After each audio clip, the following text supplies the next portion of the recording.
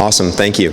So you probably noticed by now it's a little bit different format. Number 1, hot breakfast. Number 2, introductions. Number 3, what's inside the room today is operating organizations. So we're going to host another one of these events again in September. We'll hope you will spread the word. Our goal here is to bring you all together because you're like-minded individuals working in similar industries. And even though manufacturing and construction might seem very different, they're really not, and everything in between, industrial distribution. So it's an opportunity for all of you to network closer with your exact peers without all the service providers in the room. We love the service provider. We are one. Our sponsors are.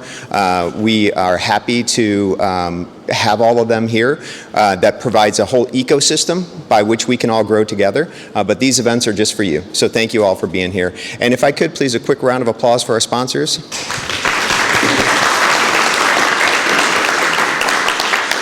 So without that, we wouldn't be sitting in the chairs, in the room, out of the rain, eating food, drinking coffee. So thanks for everything they do. Now, believe it or not, we have a real live lobbyist in the room with us today. Susan Henderson Moore. So Susan Henderson Moore works, she represents clients with a variety of public policy interests, including the areas of healthcare, financial service, economic development, and transportation. And she's located in Jefferson City, Missouri. So let's all thank Susan for being here today and making the trip.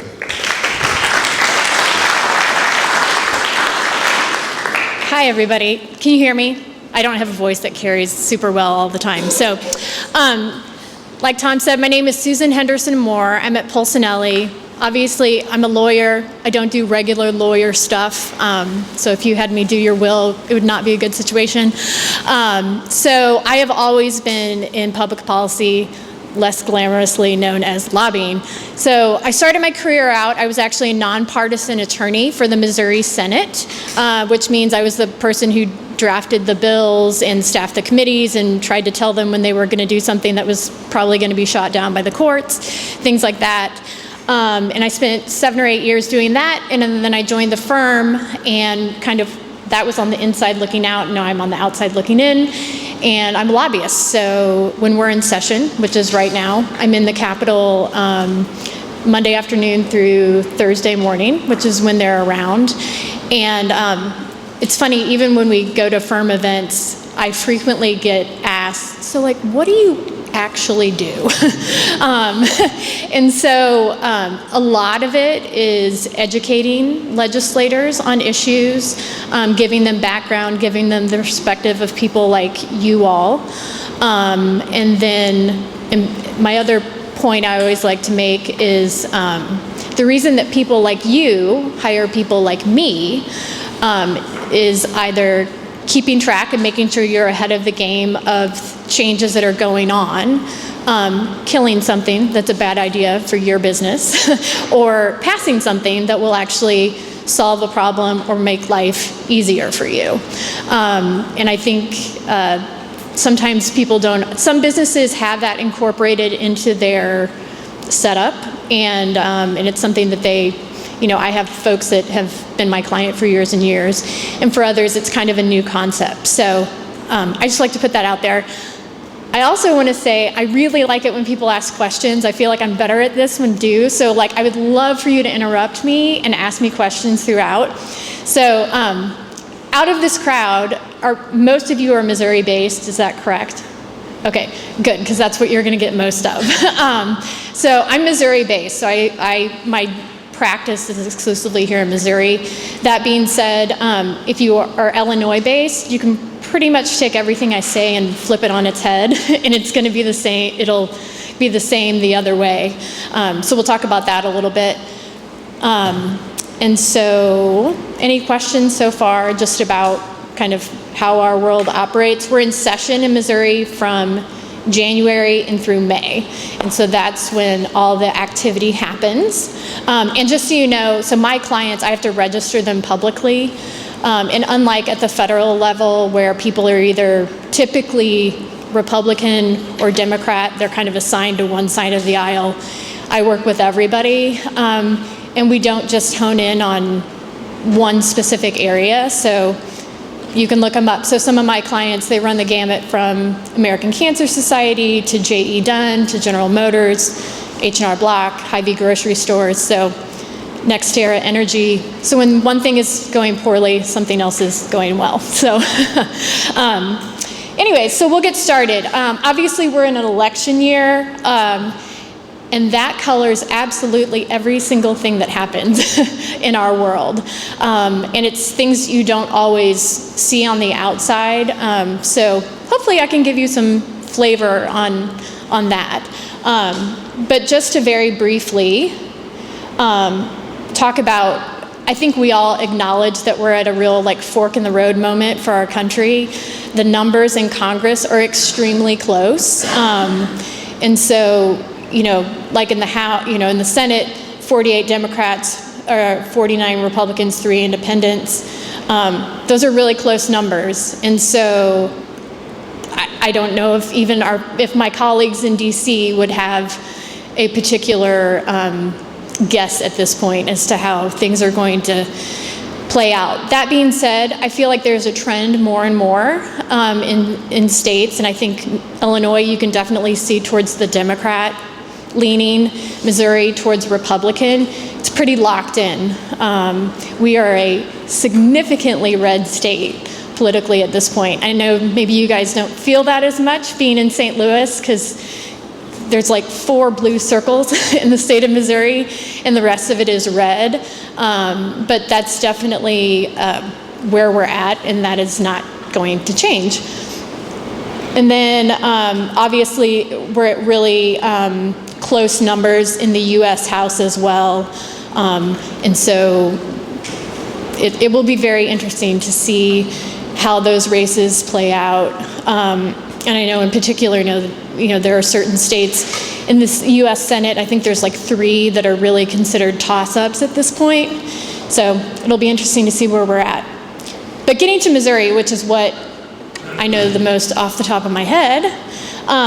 So of our statewide, everybody except for the state auditor is up this year. And our current governor is term limited out. So Governor Parson is done one way or the other. And literally everyone in our legislature, it feels like, is running for statewide office. And it plays out big time in the discussions, in the debates, and we're all in that mode of trying to outmaneuver each other and outposition each other in the building. And like I said, let's be honest, there is absolutely no possibility that we're going to have a Democratic governor in the near future, just because Missouri used to be kind of what we would consider a bellwether state. We kind of went back and forth. And due to redistricting, that's no longer the case. The way that where the votes are at and the districts are at, we're going to be a Republican state for a while. And we have 3 folks who are running for governor right now, and it's a really interesting mix. So you have our current lieutenant governor, who is Mike Kehoe, who is actually from St. Louis, and he was a car dealer, and he's very kind of, I would say, known to be the very pragmatic, business-minded, not particularly as far right on social issues, etc. You have Jay Ashcroft, who is our current Secretary of State, who is the son of, does anybody remember who his dad is? John, okay, and so he is actually John on the ballot. So I'm pretty sure that half of, which is purposeful, right? Because half of Missouri is likely going to think they're voting on his dad, because folks aren't always the most attuned to that. And then we have Senator Bill Eigel, who is from the St. Charles area. And our Senate currently in Missouri is very split, and it's not having to do with partisanship. We have, our biggest fights are between Republican on Republican. And we have what is the self-deemed Freedom Caucus versus, I guess, what you would consider the more establishment, traditional, I guess, I don't know, old school is the right word, Republican. And so Eigel is a member of the Freedom Caucus, very vocal on kind of more primary base, the things that gets voters' attention, that kind of stuff. And then you have Kehoe, who came from the more establishment side. And so not only are those two in different camps, but the people in the Senate are in different camps on who they are supporting. And then you have Ashcroft in the mix as well. And this is kind of one of those like inside baseball things, which I think people don't always know, but they have calculated, or advisors have told Kehoe, for example, in order to combat the name ID of an Ashcroft name, because he's like the one person you guys all recognize his name, that equates to about $4 million that you need of advertising and getting it out there. So there's a lot at play. There's a lot of money involved, and a lot of campaigning. Obviously, those are issues outside of the building. So then our Lieutenant Governor, AG, Secretary of State, and Treasurer are all up as well.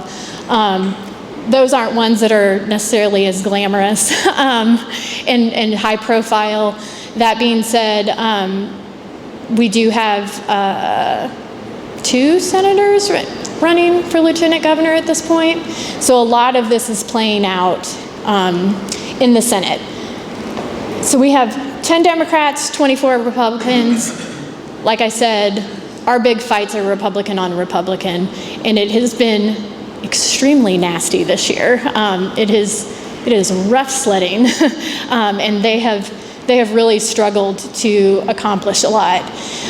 17 seats are up. We have 6 sitting senators running for statewide, 1 running for Congress.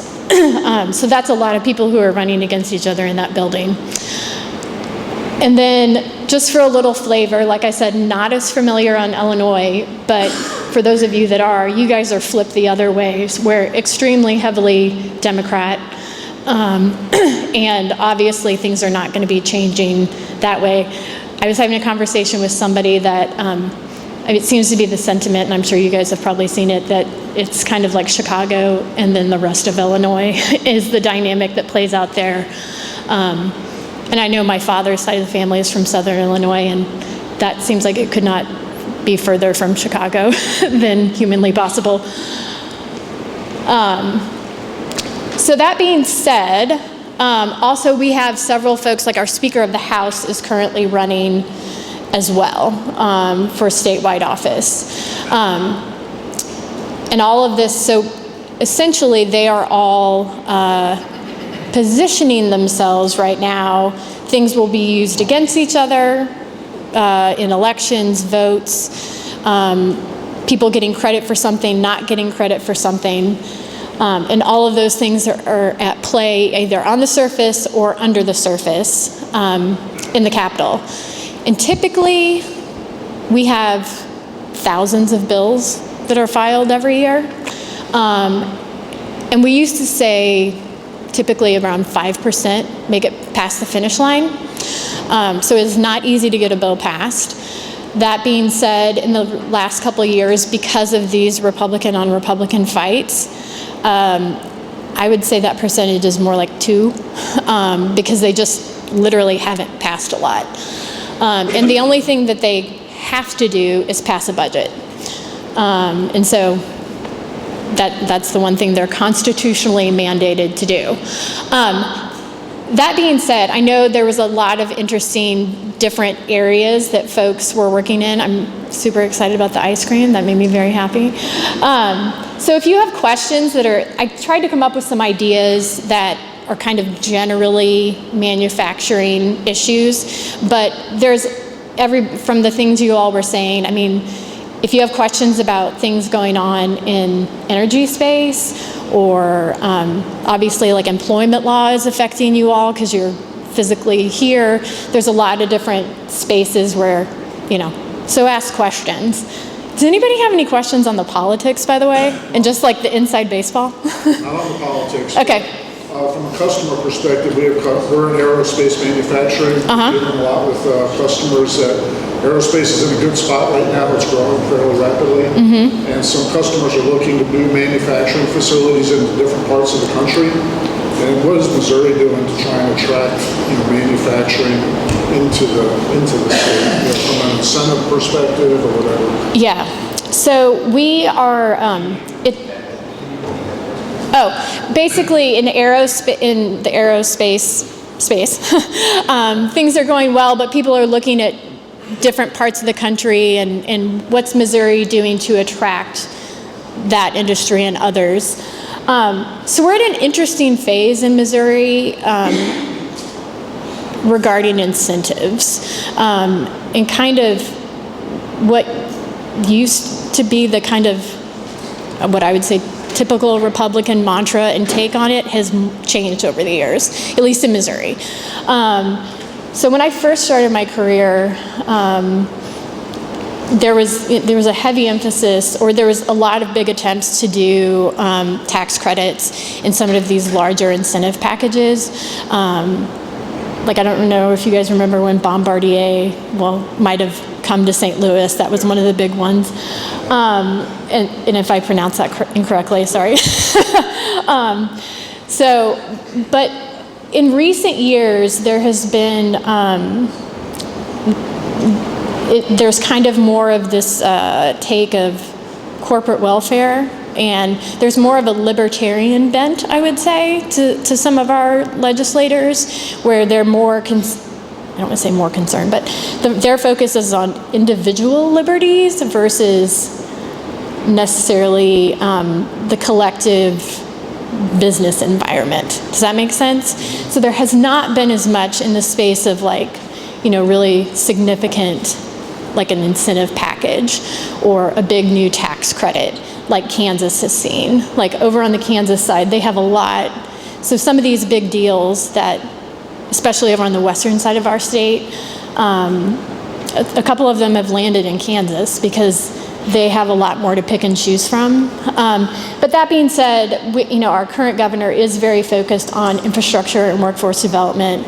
And so, we still have a lot of the kind of the workforce programs that we have, and he's been real focused on apprenticeships and fast track and some of the more education-oriented things. But I can't tell you that there's been like a shiny new program.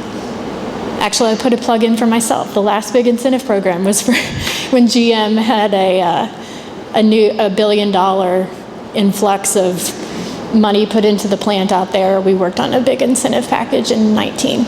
So, anyways, yeah. Anybody else? Yeah. Speaking about the Republican Senate caucus, Yeah. what percentage of them are term limited out, or if they lose their primary, will be on the outside of the line? Oh, okay. I'm really bad at I can tell you individually, but so we have, I might be wrong on this, but I'm guessing so some of them who are running, obviously statewide, get quote unquote a free pass because they're in the middle of their term. And so we have some of those. We have probably maybe a third of them are getting termed out. Does that sound about right? I'm thinking about how big the classes are. Is there any strategy, sort of post-primary or post-general, you kind of linked up to push things over that line? Is there an opportunity for deal making at that point to get? Yeah, definitely. I think even when filing closes at the end of March and everybody knows who their competitors are officially, I think hopefully that gives us a little bit more leeway to get some stuff done. Obviously, when people are term limited out, they have a freedom and bandwidth, which when you have to get reelected, like there are votes that need to happen for functioning's sake, but like they will let somebody who's up for a reelection take a pass and not be there for the vote because leadership doesn't want them to get dinged in a primary for doing it. So those things are all definitely at play.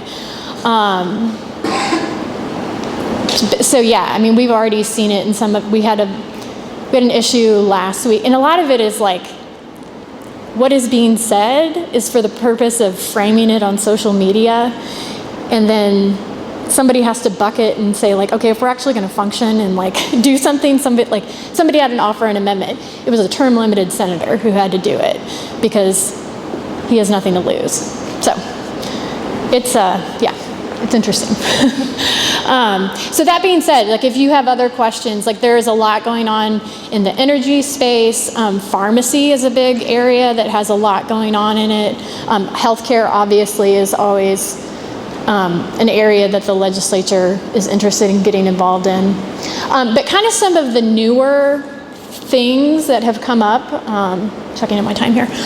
Obviously AI is something, and it's an interesting space because it's new and it makes me feel like an old person because I kind of still can't wrap my brain around how it all works. It's kind of amazing.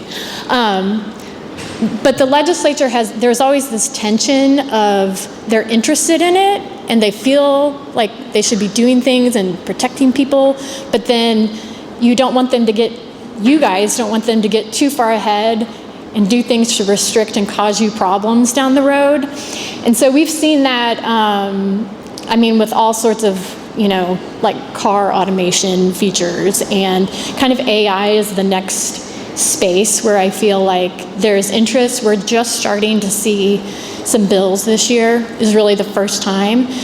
But that's just an issue that I see inevitably continuing to be on the radar. And I know obviously, like up there, product design development, worker training, efficiency, there's a lot of different ways it could play out. But like I said, there's interest, but then there's enough folks that also have hesitancy that I don't think we're going to see anything pass this year, point being.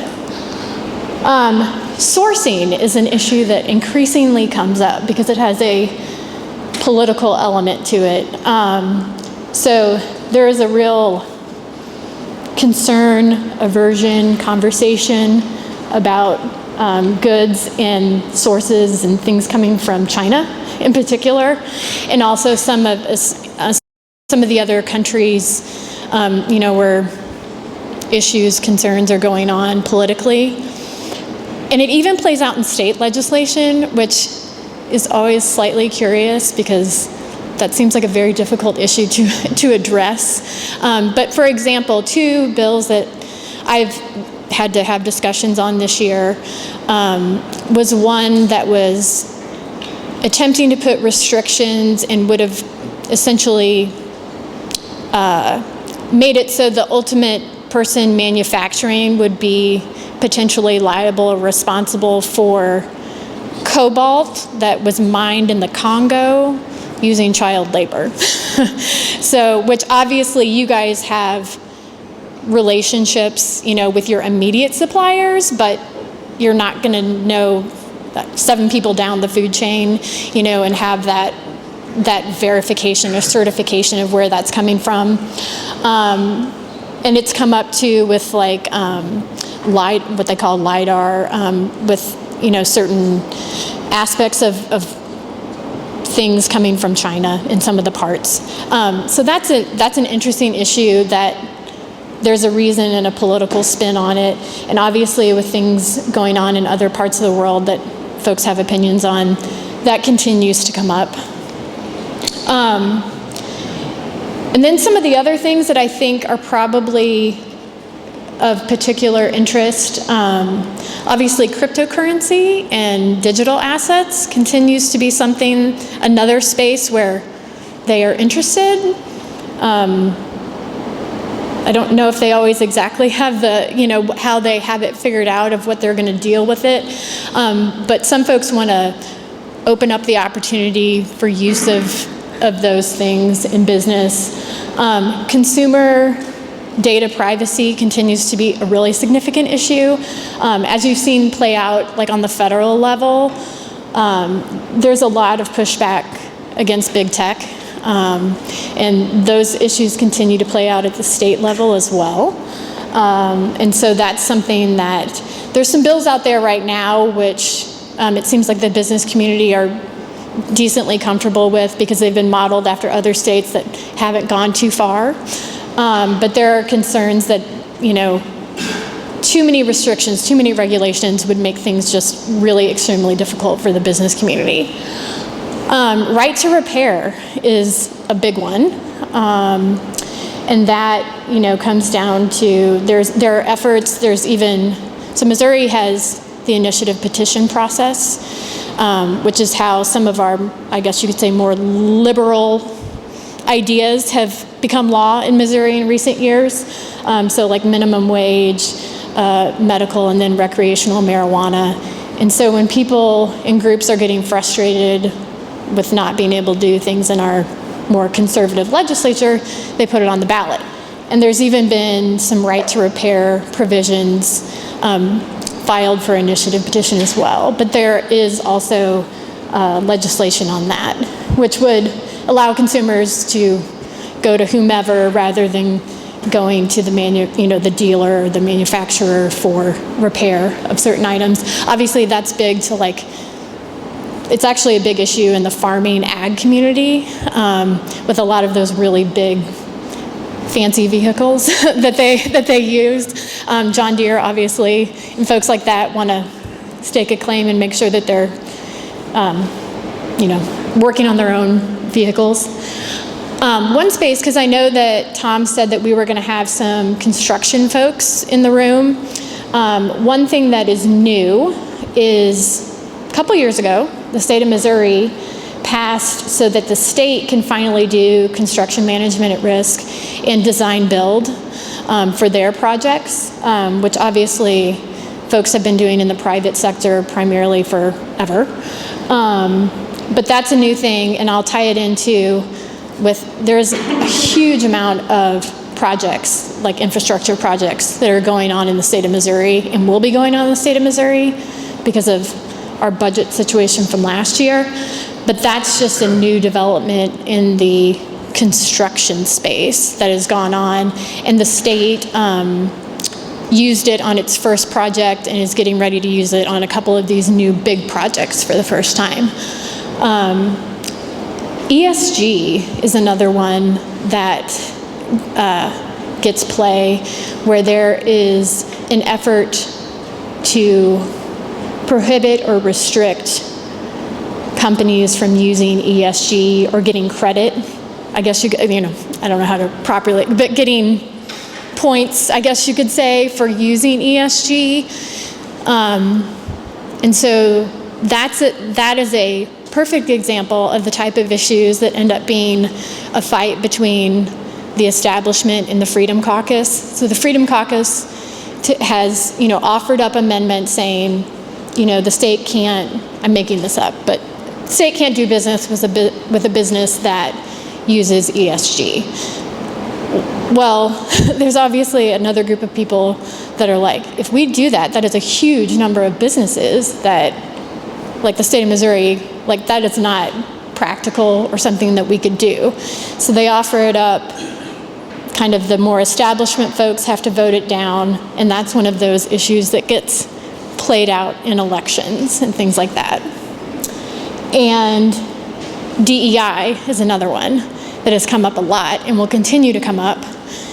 And the scope of that is to varying degrees. That is to put restrictions on the state, political subdivisions, higher ed institutions, and then there have even been some efforts to restrict the state from working with any business that has a DEI policy. And so this is another one where it played out, where the House passed it last year and put it on all the budget bills and said, if you are receiving any state funding or getting paid by the state for any work, you can't have a DEI policy. And the Senate was like, that's not literally going to work. And so the Senate stripped it off. But those are the issues that continue to play out, which I know affect you all, because obviously if the state said we can't do business with anybody with a DEI policy, that's a lot of businesses. And then kind of the other big space, like I said, that takes up a lot of oxygen in our world is the budget.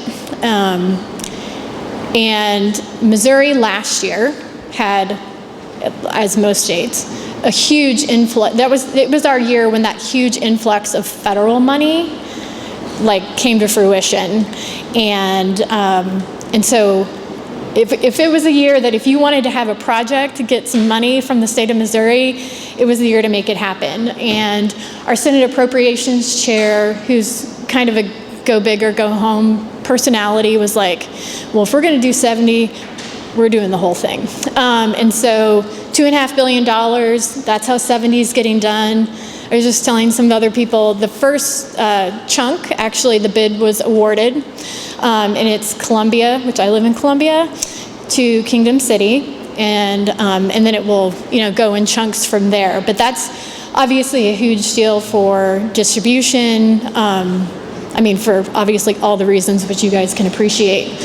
They're likely, our situation is not quite the same.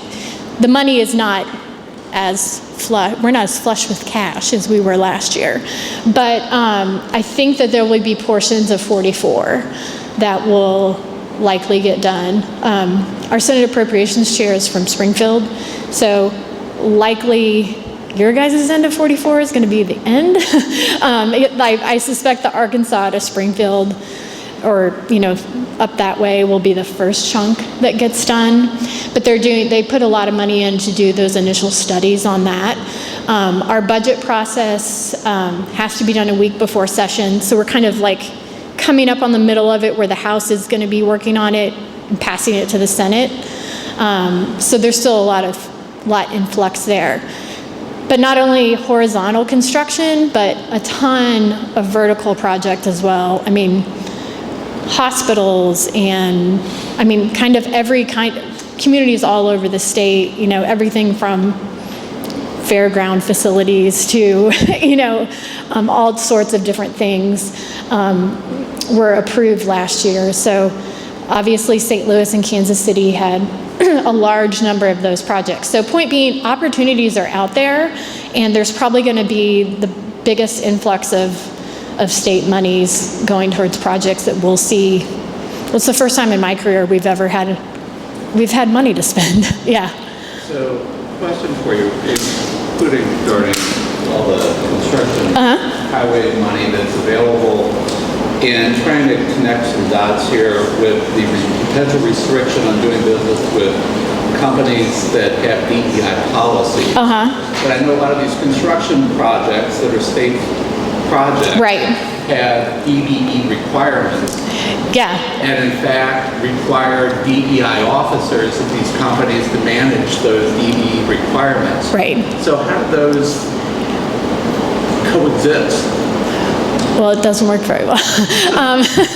No, and that is part of the tension, because there's like these kind of general political sentiments that some folks have, right? Of like DEI is not appropriate, and actually there's a certain group of folks that think they're racist. I don't know how else to put that. And so, but then there's the practicality of like, if you were to actually do that, like you have a bidding process where, you have points for Weeby and all these things. And so it doesn't jive together. And so yes, at point being, you're totally right. I don't know how that would break. So and it's hard too, because in politics there's kind of these things that are done and passed and said for messaging purposes and political purpose to get elected. And all these folks are trying to win a primary. Our general elections, that's not where it's happening. Like, the decisions are being made in August. And so they're playing to a base, or they need to, if they want to win, then that's where the battle is, so. It is what it is. But that's part of it. So I think we're at like 8:45-ish. So I would love questions. If anybody wants to know just any nitty gritty or anything like that. Like I said, we're done in the middle of May. So we've got a ways to go. They're coming up on spring break. just to give you a sense, the Senate has worked and actually accomplished progress on less than 10 bills the whole session. We've filibustered each other a lot. We've spent weeks not getting anything done on certain things and yelling at each other on social media. And any questions just about the dynamic between St. Louis and kind of outstate, anything like that? Because it is an interesting dynamic. You guys being obviously a more democratic community than a lot of the rest of the state and the decision makers. But Paul? So although not manufacturing intensive, from a revenue perspective, we have recreational marijuana, but we can't get gambling. So what seems to be... This is one of those, like, when I tell this story, people are like, really? So Missouri, obviously, like, we have, everybody around us is doing sports betting. And I don't know if you guys saw, but like when the Chiefs were in the Super Bowl, people were literally like sitting on exits over on the Kansas side, like doing that. And the reason we can't is because we have a senator who really wants VLTs to pass, which is video lottery terminals, which are those things in gas stations that look like slot machines. And they're not technically legal. They're called gray machines is what we call them in the building, because they're kind of illegal, but they're not, but no one has actually gotten rid of them. So he wants to legalize VLTs, and he says, I'm not letting sports betting go unless I get VLTs. And last year there was a vote and VLTs died on the floor, but that didn't solve that problem. And even though there are people who don't necessarily feel as passionately as he does about that, they're on his crew, and so when he needs help on that issue to kill sports betting, when those issues come up, he's got cohorts. So he is termed out. He is actually running for Secretary of State, so we'll see if that dynamic changes when he isn't in the Senate any longer. But I mean, our pro tem and speaker and others have said it's kind of embarrassing that like we can't do something like that when all of our neighbors have.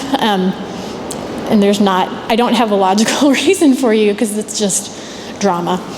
So, anything else just of like stuff you see in the news that you want to know about? Yeah.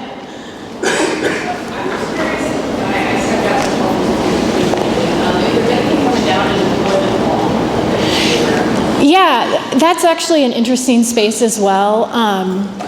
That's an issue that has changed over the years as well. Kind of tort reform and employment law used to be like a solidly Republican like platform issue, and it's an issue they're not all on the same page about anymore. And in particular, we have this new libertarian bent, and so like employment agreements, there's definitely a sentiment, and there's an increasing number of folks as we go along over the years that want to, restrict businesses, the scope of businesses' ability to have those, whether it be non-solicitation, non-compete, things like that. Because if you're looking at the world through a libertarian view, you should be like, everybody should just be able to like go and live their life and get a job wherever they want to get a job. I mean, that's a general sentiment. So there's been more of that, which is an interesting dynamic for, then you have the Chamber of Commerce and all these people who are testifying against, Republican bills, which was not the case 10 years ago. And it's interesting because our Chamber of Commerce, which has historically been pretty conservative, for the first time in years, some of their champions of business have been Democrats in recent years, because the Democrats have killed the bills that say like if you guys want to require your folks to get a COVID vaccine shot, or whatever requirements you are, they're the ones who are saying, let them decide. If you want to require it, if you don't. So it's an interesting dynamic. So yeah, employment law definitely, I see the most, like I said, in those agreements, in those kind of,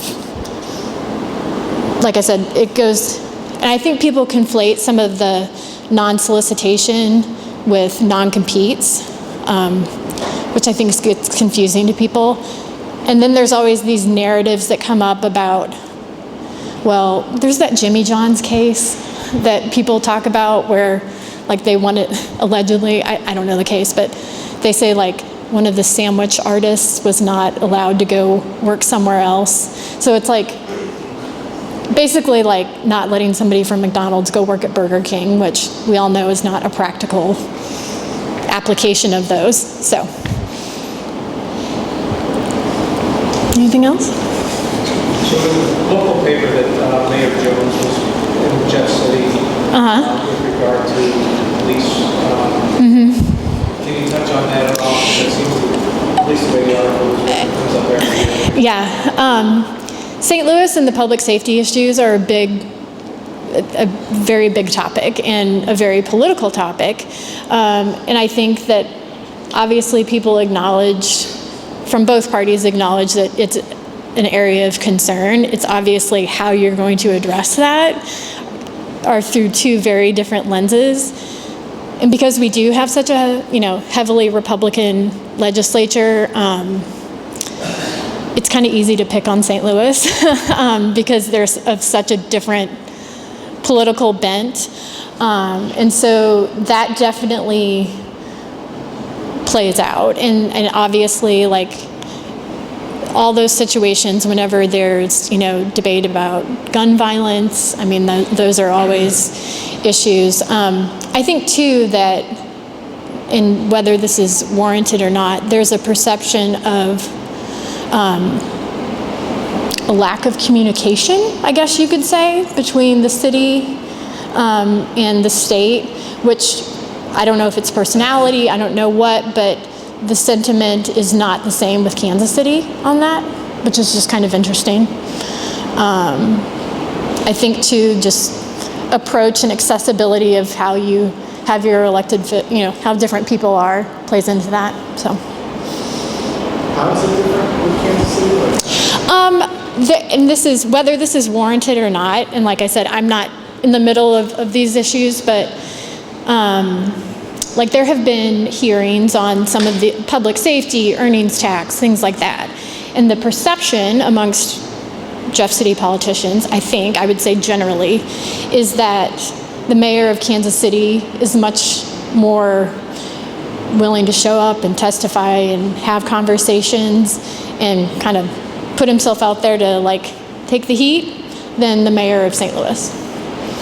And so not only do you have the difference of politics of how to do it, there's just personality vibes that go with it. So, yeah. So anticipating that if a opponent stays Democrat, that status quo. On the other side of that equation, ignoring the fact that it's a coin flip, let's say, based on what we said previously, what kind of threats or opportunities can we anticipate as manufacturers if we become federal Republican again? I mean, I think the general sentiment is always, and I mean, this is, I always feel like with the feds, there's a whole different realm of regulations that you guys deal with it, like I probably don't even appreciate.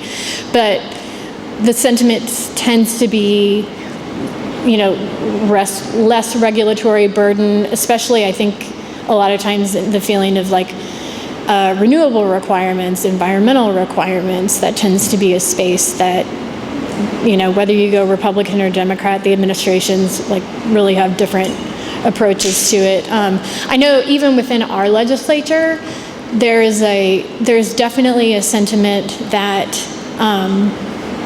some of the like electric vehicles or renewable energy, those spaces have been propped up, for lack of a better term, by federal policy and kind of have been pushed. And so I think they are of the hope that if it were to be a Republican federal administration, that the pushing on those issues wouldn't be as strong. And that a lot of that plays out with the ag community and farmers, like big time. Well, even for us, I mean, if we were looking at a small fleet of EVs for local Right. quick delivery vehicles, there would be no point investing in that if we thought that it would be a threat to us 8 months from now. Right. And I think there is a well, I know because it has come up, and it comes up. There are some bills actually about prohibiting political subdivisions, so cities, counties, from funding EV charging stations. And so there is a real sentiment amongst at least our legislature as a whole that the whole EV thing just hasn't taken off the way all the goals that were made, up at this level, and kind of a pushback on that for sure. So.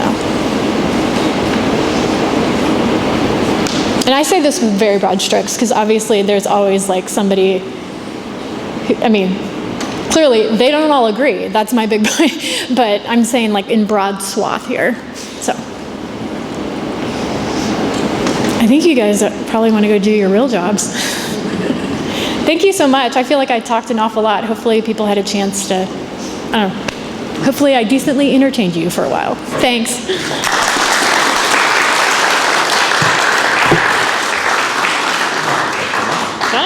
Nice job. Thank you. Appreciate it. Yeah, no worries. Nice job. Okay, how about a round of applause for Susan? Okay, Jace, can you get a picture for us, please? So our standing joke is if you're an ex-convict or running from the law, just duck your head, because this will end up on social media, just in our group.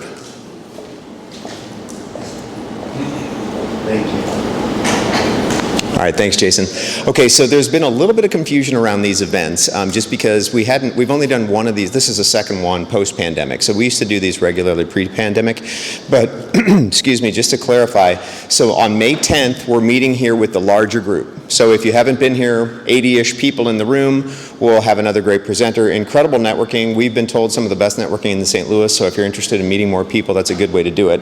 And then again, well, we'll meet in July, and then this group will be back together in September. So we'll pick another great topic, we'll have another dynamic speaker, we'll get something that is very interesting to you, and we'll get that out to you. So there's a new feedback form on your table, and there's pens in the middle. We've tried to make it even easier to fill out. This is really important to us, if you don't mind taking a moment to do it, because we really want to hear what this group thinks, since we're bringing these events back post-COVID. So if you could just take a moment, it's really circle, circle, circle.